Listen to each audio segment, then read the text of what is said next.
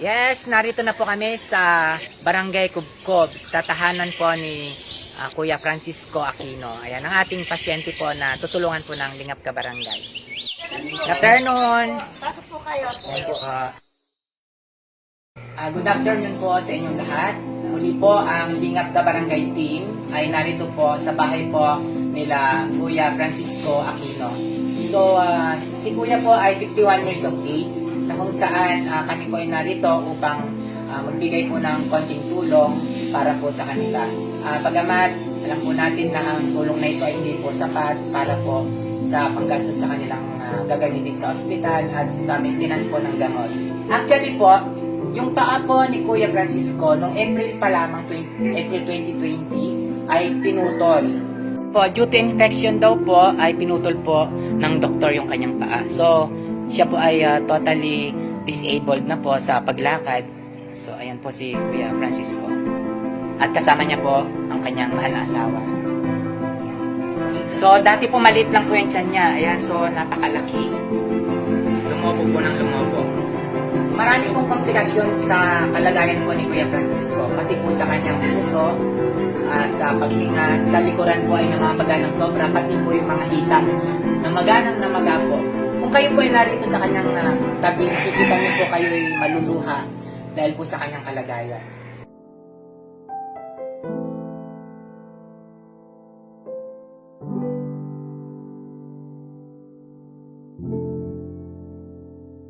Ang sakit po ng asawa ko, sabi po ng doktor, yung daw pong puso niya malaki na.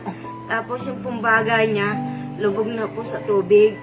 Ay, kailangan po daw po niyang ready to admission po. At yung katawan po niya, bumibigay na po. Kawawa po yung mister ko.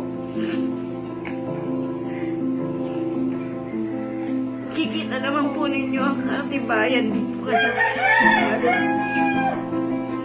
pati po yung bayag niya lumaki pong bigla. Kawawa po siya pag humihihik. Makatok po kami sa puso ng gusto tumulong po sa amin. Hindi po kami nagtulong, hindi na po kami bigyan ng halaga. Kukusan po. Po sa mister po. Okay. Tingnan po yung kalagayan po ngayon, Kuya Francisco. Makikita naman po ninyo sa video. Talagang napakahirap po para sa kanya ang kalagayan niya ngayon. Kaya sa mga gustong tumulong po sa kanya, sana po, nilalapit po namin sa inyo, taus-puso. Sana po matulungan niyo po talaga siya. Hirap na po siya.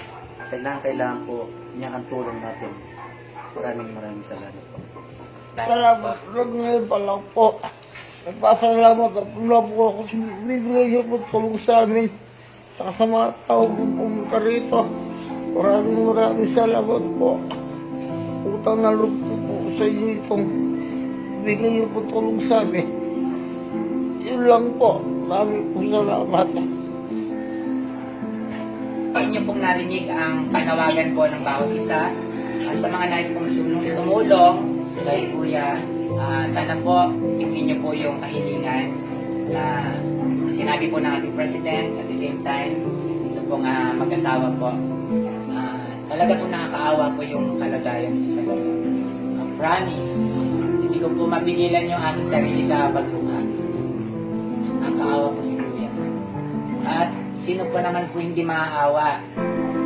Doon pa lamang po sa isang paa, kung ikaw po ay natanggalan ng paa, at kung habang buhay ka na po hindi makakalakad, nakakaawa po si Kuya. Promise. Sana po, buksan po natin yung ating mga puso upang matulungan po natin siya. Maraming pong salamat. Maraming salamat sa Lingap Ka Barangay Foundation po at sa mga tutulong po sa amin. Wala po akong masabi. Maraming pong salamat kayo pa lang po. Salamat. Maraming salamat dito sa binigay niyo sa amin. Thank you. Salamat.